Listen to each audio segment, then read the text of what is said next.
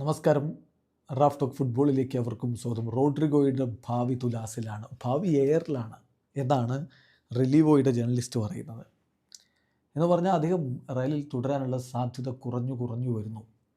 അദ്ദേഹം തന്നെ തനിക്ക് വലിയ പ്രാധാന്യം അവിടെ കിട്ടുന്നില്ല എന്ന് മനസ്സിലാക്കി അടുത്ത സമ്മർ ട്രാൻസ്ഫർ വിൻഡോയിൽ റയൽ വിട്ടേക്കുമെന്നുള്ള സൂചനകൾ കഴിഞ്ഞ ദിവസങ്ങളിൽ സ്പാനിഷ് മാധ്യമങ്ങൾ റിപ്പോർട്ട് ചെയ്തിരുന്നെങ്കിൽ ഇപ്പോൾ കൂടുതൽ അക്കാര്യത്തിൽ വ്യക്തത വരികയാണ്. സാബി അലോൺസോ കോച്ചായിട്ട് വന്നാൽ അദ്ദേഹവുമായിട്ടൊരു കോൺവെർസേഷൻ നടത്തി ഭാവി എന്താണ് എന്ന് തീരുമാനിക്കാനാണ് ഇപ്പോൾ റോഡ്രിഗോ എടുത്തിരിക്കുന്ന തീരുമാനമെന്നാണ് റിലീവോയുടെ റിപ്പോർട്ട്. കാരണം നമുക്കറിയാം, കാർലോ അഞ്ചലോട്ടി ഒരു പക്ഷേ ഈ സീസണോടുകൂടി റയൽ വിടുകയാണ്. അപ്പോൾ അതിനുശേഷം സാബി അലോൺസോ വരും.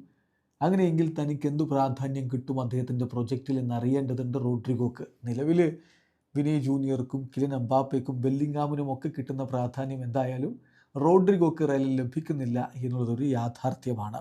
So Rodrigo's future is up in the air. He will have a conversation with Xabi Alonso to decide his future എന്നാണ് റിലീവോയുടെ റിപ്പോർട്ട്. അതോടൊപ്പം തന്നെ അദ്ദേഹത്തിന് വേണ്ടി പ്രീമിയർ ലീഗിൽ നിന്നൊരു വമ്പൻ ക്ലബ്ബ് രംഗത്തുണ്ട്. മറ്റാരുമല്ല, ആഴ്സണലിന് താല്പര്യമുണ്ട്. ഓൾറെഡി അദ്ദേഹത്തിൻ്റെ കാര്യങ്ങൾ ഈ കഴിഞ്ഞ ദിവസങ്ങളിൽ അവർ തിരക്കിയിരുന്നു എന്നാണ് റിപ്പോർട്ട്. റോഡ്രിഗോയുടെ സ്റ്റാർട്ടിംഗ് പ്രൈസ് എന്ന് പറയുന്നത് ക്ലോസ് ടു 100 മില്യൺ യൂറോയാണ് എന്നുകൂടി ഇപ്പോൾ റിലീവോ റിപ്പോർട്ട് ചെയ്യുന്നു. അതോടൊപ്പം ഒരു കാര്യം കൂടി റിലീവോയുടെ റിപ്പോർട്ടിലുണ്ട്.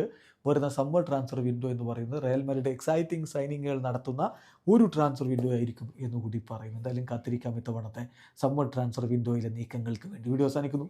ഫുട്ബോൾ ലോകത്തെ കൂടുതൽ വിശേഷങ്ങളുമായി റഫ്ലക്സ് ചെയ്തതാണ്.